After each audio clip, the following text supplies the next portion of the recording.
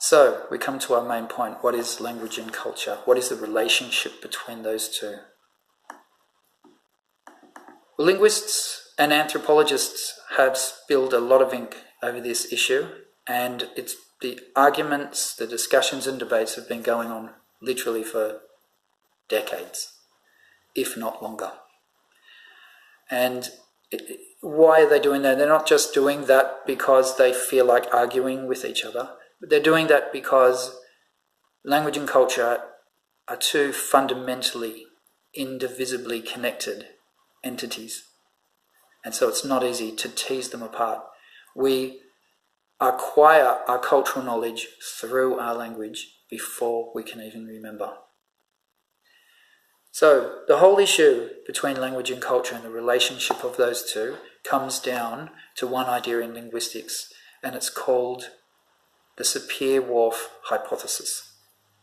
It's based on the work of two American linguists, Edward Sapir and Benjamin Whorf, who at the first half of the 20th century did a lot of research, documentation, and analysis on American Indian languages.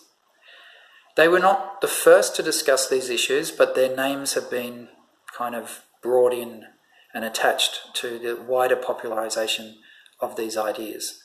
And essentially, in a nutshell, there's three main ideas. The first one is called linguistic determinism. It says our language determines our thinking. We're controlled by a language. The second is linguistic relativity, that your language affects and guides your thinking, but it doesn't control it. And the last is that there is no relationship between language and culture. So let's look at these. Linguistic determinism says if you speak a language, you're within that language and you can never get out. You are trapped. So if I speak English, I will see the world completely different to somebody who speaks another language, say Japanese, or Djirbal, an Australian Aboriginal language. Linguistic determinism is a rather strong idea. It means that the sounds, words, the grammatical system of your language are like glasses that you put on and you cannot take them off. You see the world and you're stuck with that world that you inherited. It limits you, it determines you, it controls you. Sapir and Whorf did not believe this and they did not advocate it. It's a stronger application that has come up later. So the people who put forward this idea, they looked for evidence. And they looked around the world and they found languages that had only a few words for colour. For example, red, white, black. And they thought, well, okay, so if they're the only words that they've got in the language, they're the only concepts for colour that they have. In fact, ancient Greek was one of these languages. And so Europeans were quite shocked that what they thought was a language at the peak of civilization, a very expressive language, why did it have such paucity of words for colour? And they were shocked and they were a little bit embarrassed about that. But it turned out, after some study, that just because there are only a few words for colour in a language, it doesn't mean that the people can only distinguish those colours. Colour charts were brought in more recent years, second half of the 20th century. And they only have 3 words, but they can distinguish between the different colours. And so the idea that you're stuck within your language, if you only have a few words for colour, you're stuck there, wasn't able to be supported. Another similar situation was words for number. In many languages of the world, well, not many, in a number of languages of the world, you can only count up to 3. 1, 2, 3, and everything after that is many. It can sound ridiculous, but it was proved that people may only have a few words in their language for numbers, but when they learn another language, they're quite happy counting away, like anyone else. Their language didn't control their thinking. Their language didn't need to count many things, so they didn't use separate words for that. Or their language didn't need to distinguish between many colours, so the language didn't develop words for that. So the culture was essentially affecting the language and its development. I also discovered with colour that every language has words for white, red and black. And that if they do add words for colour over time or through contact with other languages, they don't do it randomly, they follow the spectrum of colour. So it's another piece of evidence that it's not just random. So the idea that we're trapped in a world dominated by our own language is very hard to prove. Intuitively as well, we know this. If we were stuck in our languages, there would be no such thing as successful translation. But to do business anywhere in the world, we find that translation is quite capable of crossing message from one language to another. People would also not be able to learn another language if they were stuck in their language. Multilingual people would have a traumatic experience going between their languages, which it seems they don't. It would also be impossible to think without a language, if that were all true. But we do think without language. For example, someone says something to me 5 weeks ago. I don't remember exactly what they said, but I remember a gist of what they said, which I can then put back in words. That's a concept, that's a thought that exists without language. So rather than people thinking being controlled by their language, their lifestyle, their culture gets encoded into language. And languages can do that differently depending on what is important to them. So that brings us out of linguistic determinism into linguistic relativity. This is a softer version. This is the original Sapir-Whorf hypothesis. And it says that our language doesn't control us, but it guides us and influences us. And there are many examples of this occurring, not just in words, which is a little more trivial, but in grammar, where your grammar starts to encode the worldview, the culture of the language. So culture can be encoded in words. It's been claimed for some time that Arctic-dwelling peoples have many words for snow. And there was a lot of argumentation that went on about this without a lot of research to back it. And in the end it was made a little bit of a parody and even called a hoax. However, it's been proved in more recent years that there are more words for snow in Arctic languages. There's more word for ice, different kinds of snow. And in some languages, like the Sami language of Norway and Finland and Sweden, there are many words for reindeers. This shouldn't be surprising because a culture is going to encode in words what is part of its daily life, the daily life of the people. Without a knowledge and a detailed knowledge of snow and ice, it's difficult to survive. It's difficult to build, it's difficult to hunt. And that might seem very exotic, but English is exactly the same. For hundreds of years we've chased different kinds of technologies.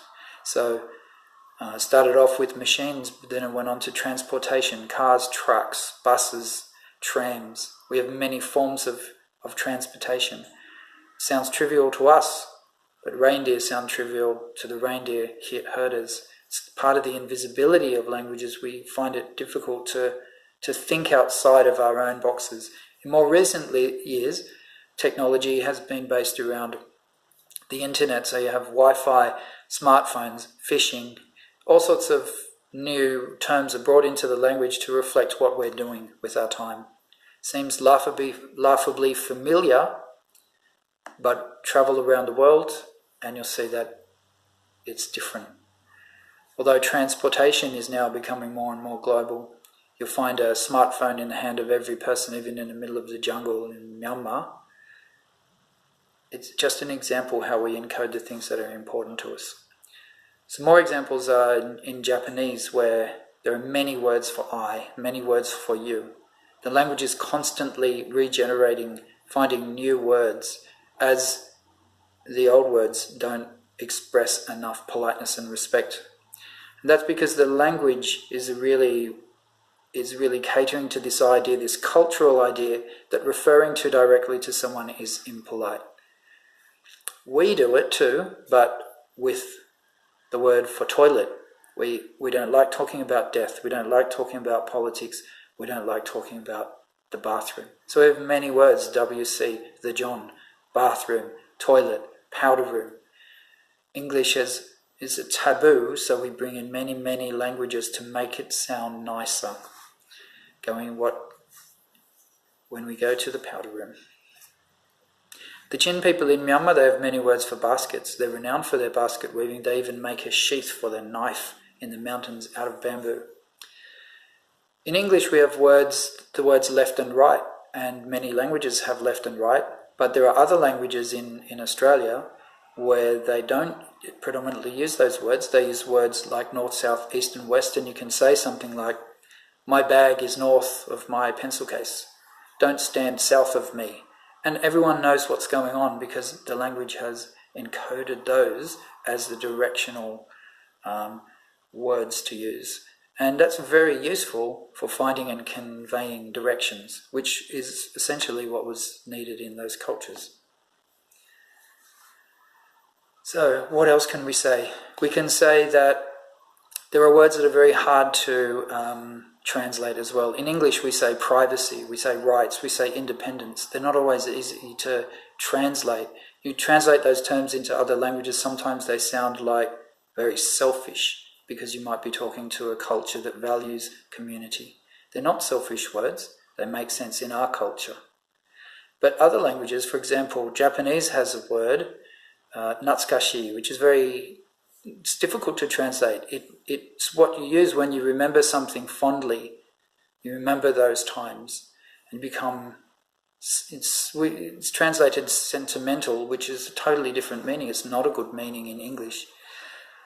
Burmese has a term, anade, which is a complicated series of ideas around avoiding making someone else lose face. And you'll do anything to avoid someone else losing face, which seems trivial to us, but it's very important for social relations in other cultures. So there are examples of words and even phrases that differ across language, but it gets harder than that because culture can be encoded in language. And this is where the invisibility of our own language makes it a little bit difficult to understand. But in the language I've been looking at and describing in Myanmar, it's called Ko. You don't say this and that. We have a two-way distinction in English. They've got a four-way distinction depending on whether I can see it or not, whether you can see it or not. Is it close or is it distant? So this is a totally different way of encoding those concepts of space. And they don't just use it for this and that, but they use it all over the place.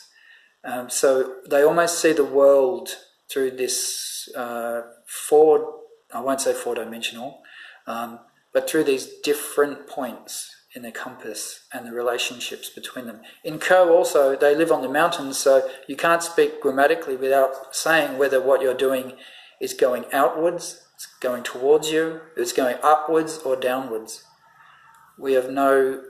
It's very hard for us to even imagine that in English, but it's not grammatical to miss those words in this language. It's developed simply because when people live on the mountains, that's the kind of things that get incorporated into their grammar. So there are many, many examples that I could give you about this. Social distinctions encoded in Japanese or Javanese, how you count things categorized in the American Indian languages, long, short, round.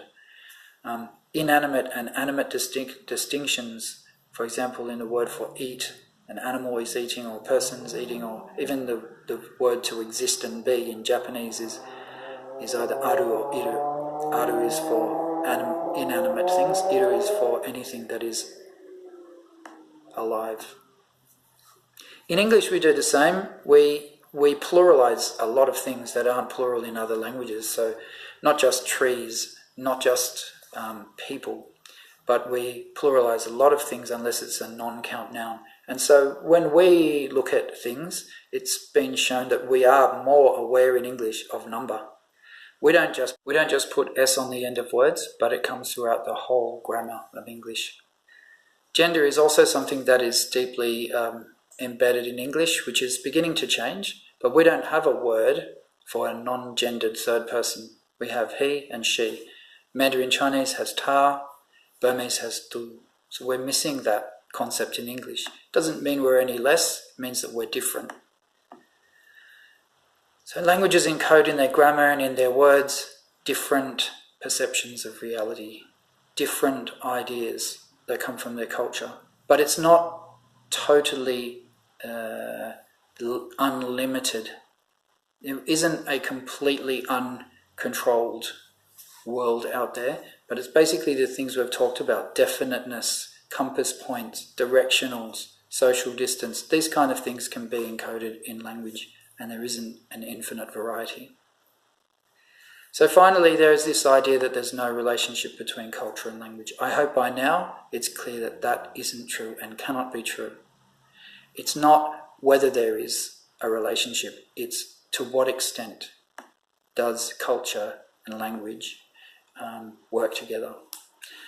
So finally, it's easy for us to assume that everyone else there thinks the same way as us. We are all humans. We're not aliens on the same planet. But we do encode in our languages differences that can make a difference in flavour. And when we learn another language, we learn a little bit of a different flavour. So we're not trapped in our languages. We're not blocked in there. It's more like a forest where a pathway is well worn out, it's well trodden. That's the language we speak. And we walk down that path very often. But we can learn to take other pathways. We can learn another language or another way of living. We can even speak our own language with different cultural ideas. When I came back from 10 years in Japan, I'd studied in Japan, I'd worked in Japan, and I had some trouble reorienting to Australian culture because I hadn't come back for a long time.